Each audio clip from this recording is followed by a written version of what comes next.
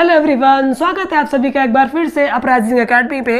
तो पिछले लेक्चर्स हम लोगों ने 2 किए, उसमें मैंने आपको प्रीवियस ईयर क्वेश्चन ही कराए क्लास 10th के। ये लेक्चर भी हमारा प्रीवियस ईयर पे ही होने वाला है, क्योंकि कल आप लोग का एग्जाम रहेगा। तो एक लेक्चर आप लोग प्रीवियस ईयर के बारे में और देख लीजिए, है ना। और जो बाकी आपका कॉन्सेप्ट है वो अपनी बुक से, अपनी नोट से रिवाइज करते रहिएगा, है ना। तो इस लेक्चर में मैं इजी क्वेश्चंस को साइड कर रहा हूँ, थोड़े टफ क्वेश्चंस जिनमें आप फंस सकते हैं और जो एग्जाम में ज़्यादातर पूछे जाते हैं उन पे फोकस कर रहा हूँ। और वैसे मैं आपको 5-6 क्वेश्चंस करा दूँ तो आपका एकदम कॉन्सेप्ट क्लियर हो जाएगा, है ना। तो हम लोग चलते हैं सीधे क्वेश्चन नंबर 1 पे।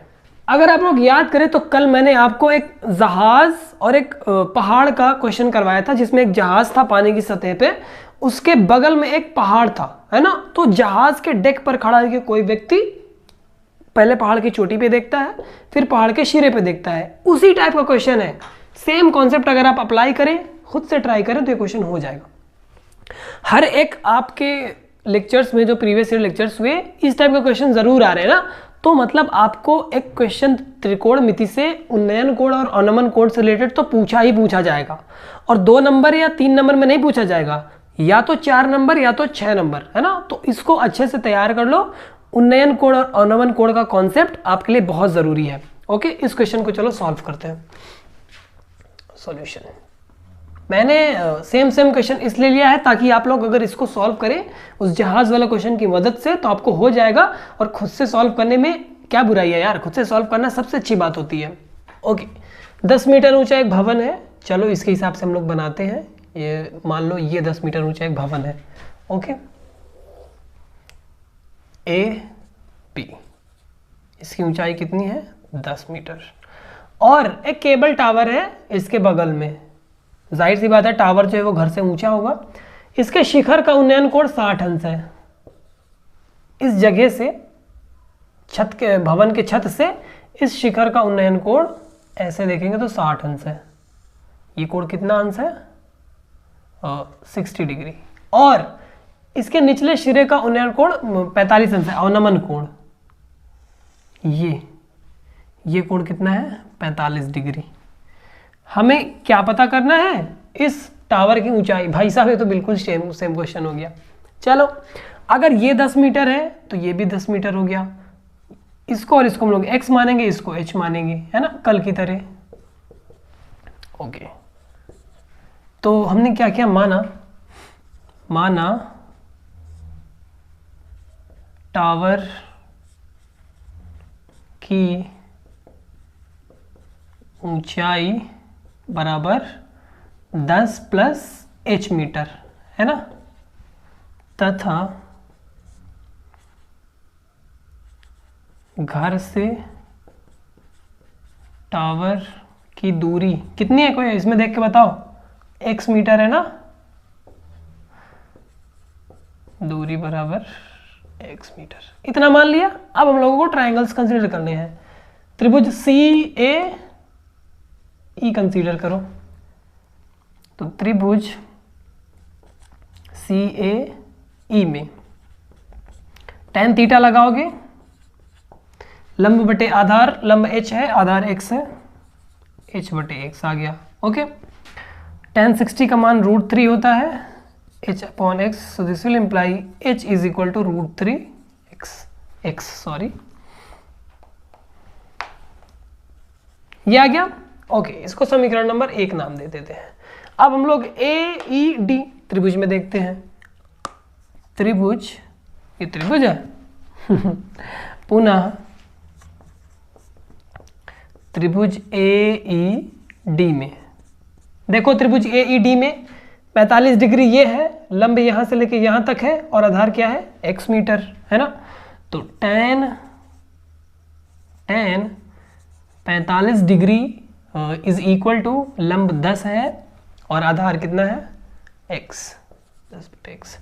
तो यहां से x बराबर 10 आ गया, है ना। क्यों? क्योंकि 45 डिग्री, tan 45 डिग्री का मान 1 होता है, तो x लेफ्ट में आ जाएगा और 10 आ गया आंसर। ओके, जब x बराबर 10 हम लोग यहां से उठा के इस इक्वेशन में रखेंगे तो हाइट अपनी निकल आएगी टावर की, है ना। अतः समीकरण 1 तथा 2 से 1 और 2 से अपने को क्या मिलेगा, टावर की ऊंचाई बराबर h+10 है ना। पहले हमको h निकालना है, चलो पहले h निकालते हैं। h बराबर √3 मल्टीप्लाइड बाई 10, तो ये हो जाएगा 10√3 है ना। h बराबर 10√3 आ गया। अब टावर की ऊंचाई 10 + h है, अतः टावर की ऊंचाई बराबर 10 + 10√3। तो यहाँ से 10 कॉमन ले लोगे तो √3 + 1 आ गया। ये इतना मीटर आपका आंसर आ गया। इजी था, सिंपल था क्वेश्चन, है ना।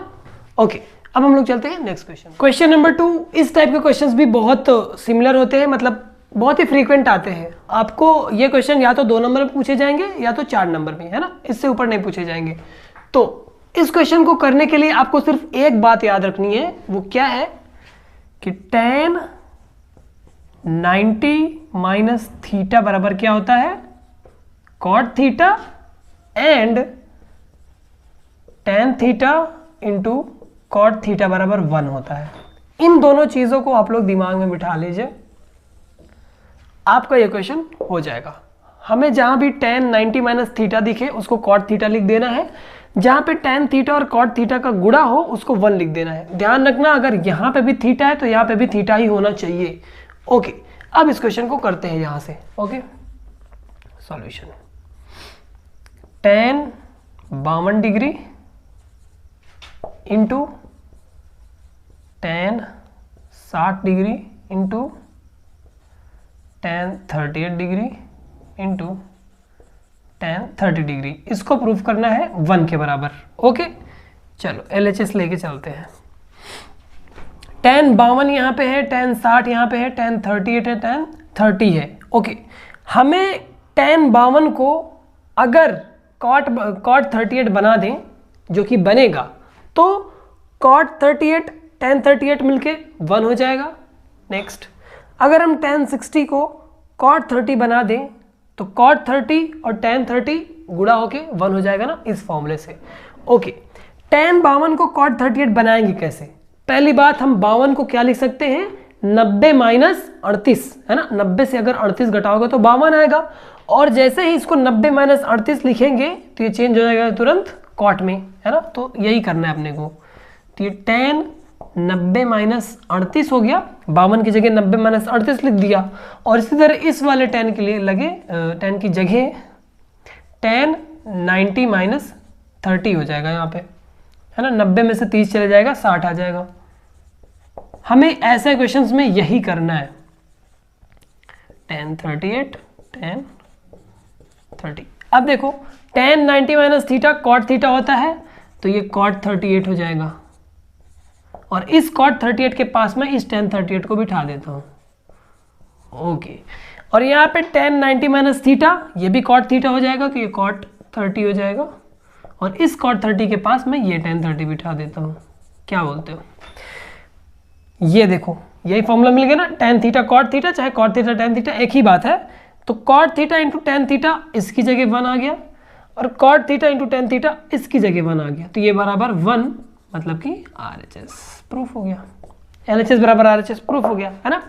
2 सिंपल कॉन्सेप्ट हैं, इनको याद कर लो, आराम से क्वेश्चंस हो जाएंगे। ये 3 फॉर्मूले हैं, 3-4। sec 90 - थीटा cosec होता है। ओके, बस इस क्वेश्चन में इतना ही था। आराम से ऐसे क्वेश्चन अगर आपको मिले तो हो जाएंगे, है ना। अब चलते हैं हम लोग क्वेश्चन नंबर 3 पे। क्वेश्चन नंबर 3 देखते हैं, ये क्वाड्रेटिक इक्वेशन से रिलेटेड है। हमें ये जो डाटा दिया हुआ है, इससे एक द्विघात समीकरण का समीकरण एक बनानी पड़ेगी, द्विघात समीकरण, और फिर उसको सॉल्व करके उसका मूल निकालना पड़ेगा। उसका जो मूल होगा वही अपना आंसर होगा। ओके, करते हैं इसको सॉल्यूशन।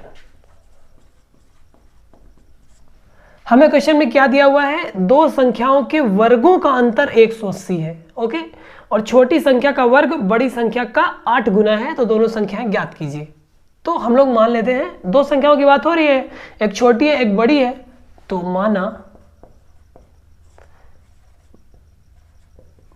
बड़ी संख्या बराबर x तथा छोटी संख्या बराबर y। ओके, अब पहली कंडीशन लगाओ, इन दोनों संख्याओं के वर्गों का अंतर 180 है। मतलब बड़ी संख्या का अगर वर्ग करें प्रश्नानुसार, बड़ी संख्या का अगर वर्ग करें और उसमें से छोटी संख्या के वर्ग को घटा दें तो आंसर अपने को कितना मिलना चाहिए? 180। पहली बात। ओके, इसको समीकरण नंबर 1 नाम दे दो। और दोनों छोटी संख्या का वर्ग बड़ी संख्या का 8 गुना है तथा छोटी संख्या कौन सी है? y। y का जो वर्ग है वो बड़ी संख्या के 8 गुना है। यही तो बोल रहा है क्वेश्चन। समीकरण नंबर 2। तो जैसे ही y स्क्वायर बराबर 8x इसमें रखोगे तो क्या मिल जाएगा हमको? तो देखते हैं, समीकरण 2 में से y स्क्वायर बराबर 8x समीकरण 1 में रखने पर ऐसे हम लोग लैंग्वेज लिखेंगे। तो ये x स्क्वायर पहले से है, y स्क्वायर की जगह 8x हो जाएगा और 180 को हम लोग लेफ्ट में लेते हैं तो -180 बराबर 0।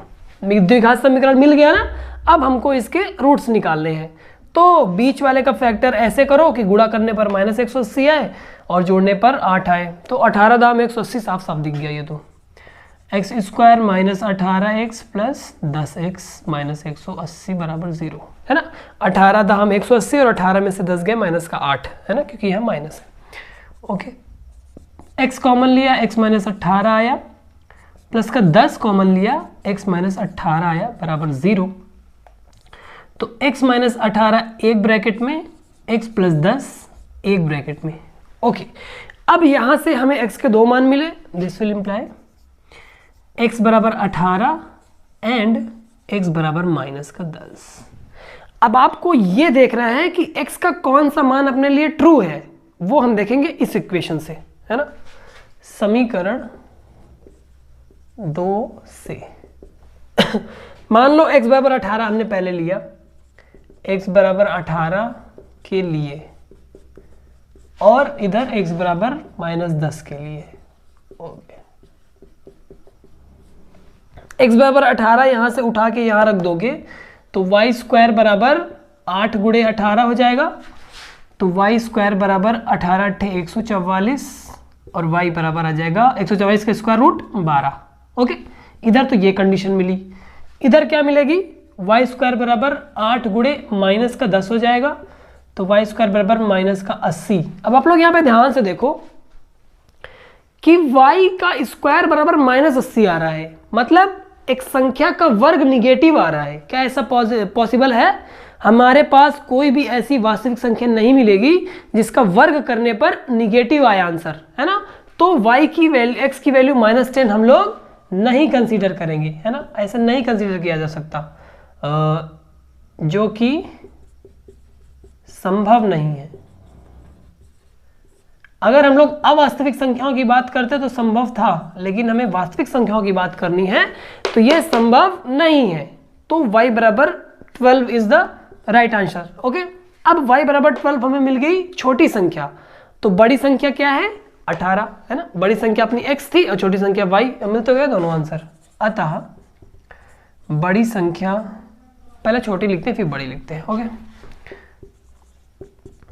छोटी संख्या बराबर 12 तथा बड़ी संख्या बराबर 18। दोनों आंसर आपको मिल गए। अब अगर आपको वेरीफाई करना है कि आपका आंसर ट्रू है या फॉल्स, आप लोग इस इक्वेशन में रख दो। 12 का वर्ग करोगे तो 12 छोटी है ना 144, और इसी तरह 18 का वर्ग करोगे यहाँ पे तो फिर 18 का वर्ग जितना आएगा उससे 144 घटाओगे तो 180 पक्का आएगा। देखो करके देख लेते हैं। 18 का स्क्वायर माइनस 12 का स्क्वायर, 18 का स्क्वायर क्या होगा? 18 × 144 की 4 हासिल है 14, 18 × 18 14 32, 324 माइनस 144, 4 में से 4 गए 0, 12 में से 4 गए 8, 1 आ गया ना आंसर। तो हमने जो आंसर निकाला वो सही है। ओके, थर्ड क्वेश्चन ऐसा था, ये द्विघात समीकरण से रिलेटेड था। हर यूनिट से आपको एक नया क्वेश्चन देखने को मिल जाएगा, है ना। अब हम लोग चलते हैं अगले क्वेश्चन पे। अगला क्वेश्चन अब हम लोग देखते हैं, क्वेश्चन नंबर 4। एक ठोस एक शंकु के आकार का है। कोई एक ठोस है जिसका जो शेप है वो शंकु की तरह है, जो एक समान आधार त्रिज्या के अर्धगोले पर अध्यारोपित है। क्वेश्चन को अगर हम फिगर के तौर पे देखें तो एक शंकु ऐसे बना हुआ है, ठोस है, ओके, ये इसकी ऊंचाई है और कह रहा है कि ये एक अर्धगोले पर अध्यारोपित है। ऐसे नीचे एक गोला रखा हुआ है जो बीच से कटा हुआ है और जहां से वो कटा हुआ है वो उस गोले का बीचों बीच है और उस पे हमने एक शंकु रख दिया है। समझ आई ना बात? ओके, तो ये जो आर त्रिज्या है, ये आर त्रिज्या इस शंकु के नीचे वाले वृत्त की भी है और ये जो अर्धगोला है ना, इसकी भी त्रिज्या आर है। बता रहा है ना कि समान आधार त्रिज्या, ये त्रिज्या समान है। और मान लिए हमने ये पॉइंट ए है, ये पॉइंट ओ है, ये बी, ये सी, तो ये ऊंचाई हो गई शंकु की और ये शंकु की तिरछी ऊंचाई हो गई। तो शंकु की त्रिज्या और ऊंचाई का अनुपात ज्ञात करना है हमें। शंकु की त्रिज्या r है, ऊंचाई h है, तो हमें r अनुपात h क्या होगा ये पता लगाना है। ओके, इस काम के लिए आपको एक इंफॉर्मेशन दी हुई है कि अर्धगोले का वक्रपृष्ठ और शंकु का वक्रपृष्ठ समान है ना। तो अब अगर आपको अर्धगोले और शंकु का वक्रपृष्ठ का सूत्र पता होगा तो आपको आराम से क्वेश्चन आ जाएगा। ओके, चूंकि पहले मान लेते हैं, माना शंकु की आधार की त्रिज्या r है, ओके, ऊंचाई h है और तिरछी ऊंचाई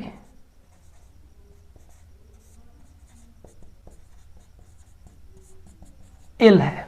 ओके, अब शंकु का वक्रपृष्ठीय क्षेत्रफल पाई आर एल होता है, अर्धगोले का वक्रपृष्ठीय क्षेत्रफल 2 पाई आर स्क्वायर होता है, क्योंकि जो पूरा गोला होता है उसका वक्रपृष्ठीय क्षेत्रफल 4 पाई आर स्क्वायर होता है और ये आधा है तो हम 2 पाई आर स्क्वायर कंसीडर करेंगे। ओके, चूंकि शंकु, ये क्या लिख रहा, शंकु का वक्रपृष्ठ ये बराबर है अर्धगोले के वक्रपृष्ठ के ना, अर्धगोले का वक्रपृष्ठ, तो शंकु का वक्रपृष्ठ होता है पाई आर एल, अर्धगोले का वक्रपृष्ठ होता है 2 पाई आर स्क्वायर। ओके, पाई से पाई कैंसिल, आर से एक आर की पावर कैंसिल, तो यहां से हमें एल क्या मिलेगा, 2r। ये एक चीज मिल गई, इक्वेशन नंबर 1। अब इस l की मदद से हमें इस हाइट को कैलकुलेट करना है ना। हमें हाइट का रेशो चाहिए, तो हाइट तो अभी तक मिली नहीं, हाइट निकालते हैं। अतः ये देखो ए ओ सी एक समकोण त्रिभुज है ना। इस समकोण त्रिभुज में कर्ण l है, आधार r है और लंब h है। अगर हमें इस लंब को निकालना हो तो क्या देखेंगे, अतः त्रिभुज ए ओ सी में लंब का स्क्वायर बराबर क्या होगा, कर्ण का स्क्वायर माइनस आधार का स्क्वायर। साफ सी बात है, एल क्या है 2r, तो ये 2r का स्क्वायर हो जाएगा। मैं एक बार ये वाला r बना रहा हूँ, एक बार वो वाला, चलो यही वाला बना देते हैं, और ये r का स्क्वायर 4r स्क्वायर हो जाएगा माइनस r स्क्वायर, मतलब कि 3r स्क्वायर। तो यहां से h बराबर क्या हो जाएगा, √3r है ना। h का जब स्क्वायर रूट उधर जाएगा, r तो स्क्वायर रूट के बाहर हो जाएगा, लेकिन 3 के ऊपर रूट लग जाएगा। ओके, समीकरण 2। हमें रेशियो चाहिए त्रिज्या और ऊंचाई का, है ना। अतः शंकु की त्रिज्या तथा ऊंचाई का अनुपात क्या हो जाएगा, अनुपात त्रिज्या r है, ऊंचाई h है। ओके, r को हम r ही लिखेंगे, h बराबर क्या है √3r, r से r कैंसिल आउट, तो r बटे h बराबर 1/√3।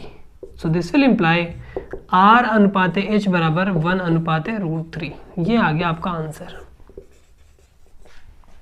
कौन सा कॉन्सेप्ट यहाँ पे लगना था? वक्र पृष्ठ का, है ना। वक्र पृष्ठ का अगर फॉर्मूला पता है तो आगे का काम एकदम आसान है। ओके, ये क्वेश्चन हो गया। अब एक क्वेश्चन हम लोग करते हैं दो चर वाले रैखिक समीकरण युग्म से। थोड़ा सा टफ क्वेश्चन होने वाला है, तो चलते हैं हम लोग क्वेश्चन नंबर 5 पे। पांचों क्वेश्चन देखो, इसमें हमें दो रैखिक समीकरण युग्म दिए हुए हैं, इनको हल करना है। ओके, सिंपली अगर आपको कोई दे दिया ऐसे रैखिक समीकरण युग्म, तो आप क्या करोगे? इनमें प्रतिस्थापन, विलोपन, वज्र गुणन सीधे तो लगा नहीं सकते। क्यों नहीं लगा सकते? क्योंकि ये अभी रैखिक समीकरण युग्म है ही नहीं। इनको पहले हमें रैखिक समीकरण युग्म में बदलना पड़ेगा। तो हम यहाँ पे सब्स्टिट्यूशन करेंगे। हम लोग यहाँ पे 1/3x + y की जगह एक वैल्यू रखेंगे, 1/3x - y की जगह एक वैल्यू रखेंगे, फिर उसको सॉल्व करके वापस से उसकी जगह 1/3x - y रखेंगे, है ना। तो कैसे करेंगे देखते जाओ। माना 1/3x + y = u, इसको u मान लिया। ओके, तथा 1/3x - y = v, इसको u मान लिया, इसको v मान लिया। ओके, अब इस सब्स्टिट्यूशन को हम लोग इस इक्वेशन में रख देते हैं। तो अतः दिए गए समीकरण किस रूप में चेंज हो जाएंगे? बोर्ड को डिवाइड करना पड़ेगा। चलो, किस रूप में बदल जाएंगे? देखो, ये वाला 2 और इसकी जगह हम लोग u रख देंगे, 2u + v = 1, समीकरण नंबर 1। ये वाला u - 2v = -3/4, समीकरण नंबर 2। अब हमें इन दोनों समीकरण में से किसी एक जो चर है उसको गायब करना है। विलोपन विधि लगाऊंगा मैं, क्योंकि वही सबसे इजी मुझे लगती है। तो अगर इसमें और इसमें हम लोग ध्यान से देखें, v का साइन यहाँ पे पॉजिटिव है, यहाँ निगेटिव है। यहाँ पे एक v है, यहाँ पे 2v है। तो हम अगर इस समीकरण में 2 का गुणा कर दे और फिर ऐड कर दे तो 2v और 2v कैंसिल आउट हो जाएगा। ओके, तो समीकरण 1 में 2 का गुणा करके समीकरण 2 में जोड़ने पर देखो क्या मिल जाएगा। समीकरण 1 में 2 का गुणा करो, 4u + 2v = 2, और ये u - 2v = -3/4 जोड़ दिया। 2v 2v cancel out, 4u में एक u और जुड़ जाएगा, 5u = 2 - 3/4। ये कितना हो जाएगा? 4 × 2 = 8, 8 में से 3 गए 5, सो 5u = 5/4, 5 से 5 कैंसिल आउट, u = 1/4। अगर u 1/4 है तो u = 1/4 इसमें रख दो, चाहे इसमें रख दो, हमको v का वैल्यू निकल आएगा, है ना। ओके, समीकरण 1 में u = 1/4 रखने पर समीकरण 1 क्या बन जाएगा? 2 × 1/4 + v = 1, 2 1 = 2, 2 2 = 4, तो v बराबर हो जाएगा 1 - 1/2, that means v = 1/2। u = 1/4, v = 1/2। अतः u की जगह अगर हम लोग रखें 1/3x + y, 1/3x + y, तो ये किसके बराबर हो जाएगा? 1/4 के। एंड v की जगह हम लोग रखें 1/3x - y, तो ये किसके बटे हो जाएगा? 1/2 के बराबर, है ना। अब हम लोग इन दोनों समीकरणों में क्या करेंगे? पलट देंगे, अंश को नीचे, हर को ऊपर। तो अपने को क्या मिलेगा? 3x + y = 4, एंड यहाँ पे क्या मिलेगा? 3x - y = 2।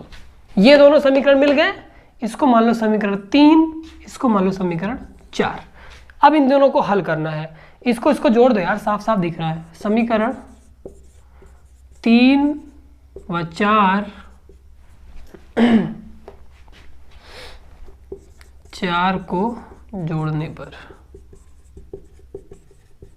देखो, जोड़ोगे तो y y कैंसिल आउट हो जाएगा, 3x plus 3x that means 6x बराबर 4 में 2 जुड़ जाएगा तो 6, तो x बराबर 1, तो समीकरण 3 में x बराबर 1 रखने पर, इसको डब्बे में बंद करो यहाँ पे x बराबर 1 रख दोगे तो 3 मल्टीप्लाइड बाई 1 प्लस वाई बराबर 4, तो यहाँ से इंप्लाई करेगा y बराबर 1। आंसर x बराबर 1 y बराबर 1 आंसर आ जाएगा। देखो यहाँ पे x बराबर 1 y बराबर 1 रखोगे तो 2/4, यहाँ पे 1/2 आ जाएगा 1/2 प्लस 1/2 दैट मीन्स 1। ओके, ये दोनों आंसर हैं इस क्वेश्चन के। अब आई थिंक आपको यहाँ तक जो भी पढ़ लिया है इतना इनफ है। आपको दो चीज़ें खुद से देखनी है। कौन कौन?